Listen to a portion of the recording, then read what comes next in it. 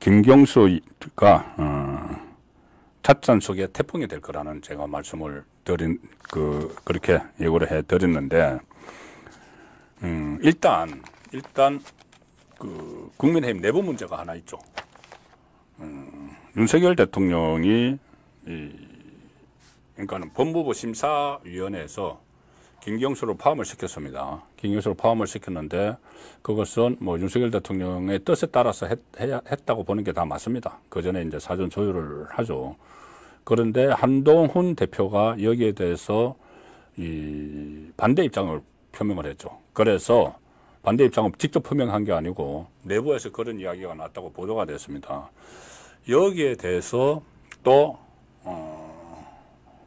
분열을 획책하는 쪽, 특히 좌파 매체나 좌파 채널의 좌파 패널들은 또 반기를 들었다.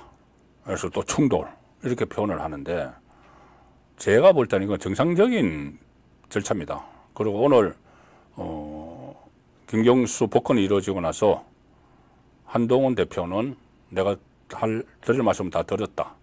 그리고 이 결정을 존중한다는 취지로 이야기를 했습니다. 뭐냐 하면 대통령의 고유 권한 맞죠? 고유 권한이라는 말은 뭐 헌법에 나와 있는 건 아니지만은 권한 맞습니다. 그런데 대통령이 권한을 행사할 때 그냥 혼자서 생각해서 행사하는 게 아니죠. 여론을 듣는 거죠. 특히 여권 안에 또 현장에서 민심을 접하는 여당의 의견을 듣는 건 당연합니다. 가령 예를 들어서 민주당이 막 악법들을 쏟아내면은 거부권을 행사해야 된다고, 거부권도 대통령의 권한이죠. 그걸 용산에 건의를 하지 않습니까? 국민의힘에서. 그렇다면은 김경수에 대해서도 건의를 할 수가 있는 거죠. 아, 민심이, 특히 국민의힘 게시판이 난리가 났습니다. 재검토를 한번 해봐야 되겠습니다. 김경수에 대해서는 저도 반대입니다. 왜 그러냐면은 이 일부 좌파 패널들은 뭐 원세훈이나 이쪽하고 뭐 비교를 하는데, 형평성을 이야기하는데, 원세훈이나 다른 뭐 조윤천이나 이 사람들은 앞으로 정치할 사람이 아니죠.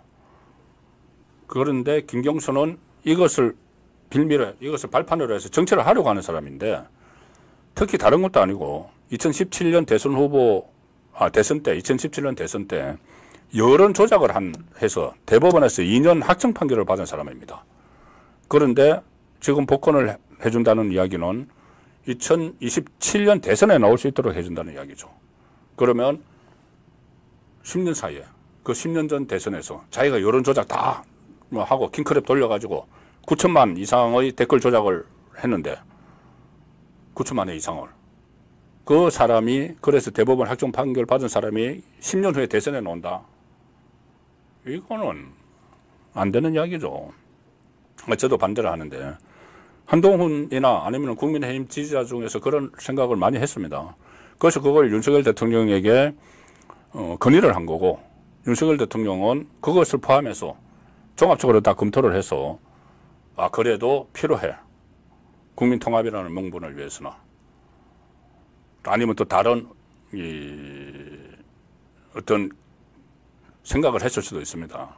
필요하다고. 그러니까 국정을 전체적으로 운영하는 차원에서 김경수 복권이 필요하다고 해서 한 거고, 그 과정에서 건의는 받았지만 그 건의보다는 이게 원래 구상을 했던 것이 더 크기 때문에 국정 운영에 그냥 복권을 해줄 수가 있다. 그러니 이걸 가지고 또 뭐 윤한 충돌이니 이렇게 하는 것은 좌파의 갈라치기다. 자, 그 말씀을 먼저 드리겠습니다. 그리고 좀 진전된 소식부터 말씀드리면은, 김경수가 오늘 지금 뭐 외국에 나가 있는데 독일에 있다고 했던가요? 영국인가요? 어쨌든 외국에 있는데 SNS에 이렇게 글을 올렸습니다. 오늘 복권 되자마자 뭐라고 올렸냐면은, 김경수가 많은 분께 심려 끼쳐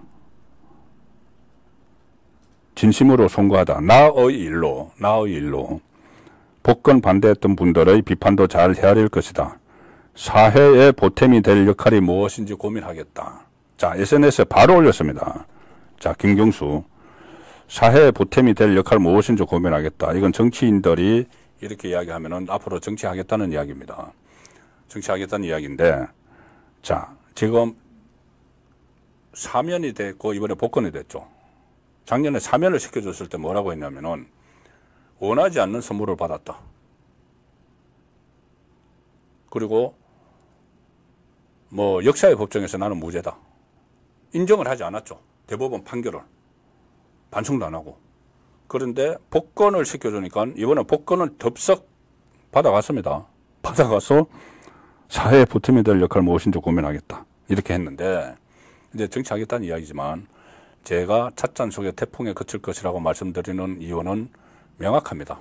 첫째, 김경수가 당분간 정치권에 진입 못합니다. 민주당 전당대회 못 나가죠. 지금 하고 있죠. 이번 1월에 이재명 체제 다시 들어서죠. 그러면은 2년까지 안 가더라도 한 1년 이상 갈 데가 없습니다.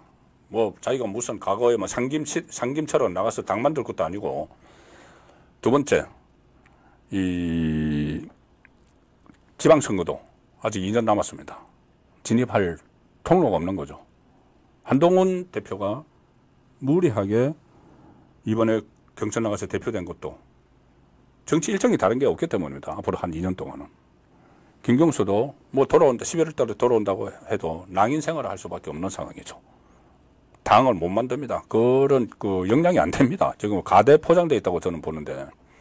그러다 또 한 가지, 본인이 무슨 대권 주자가 되려면은 친문 세력을 다시 규합해야 되는데 친문 다 지리멸렬해 있죠.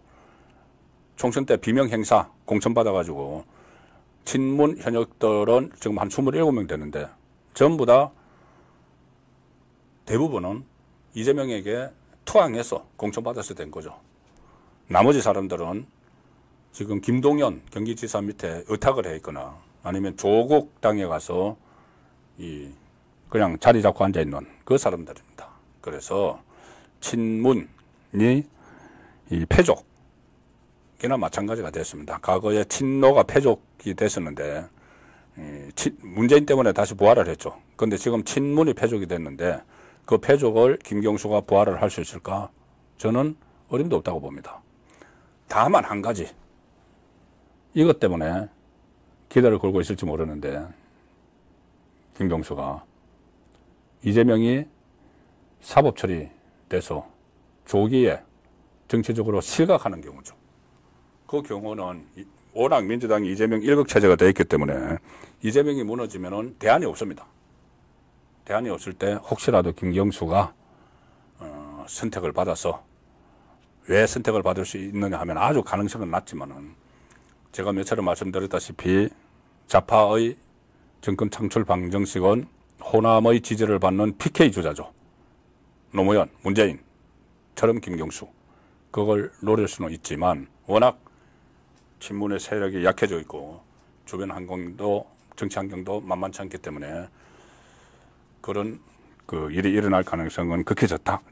그래서 김경수 대망론 이런 것은 꺼낼 단계가 아니다. 찻잔 속의 태풍에 가깝다. 그렇게 정리를 드리겠습니다.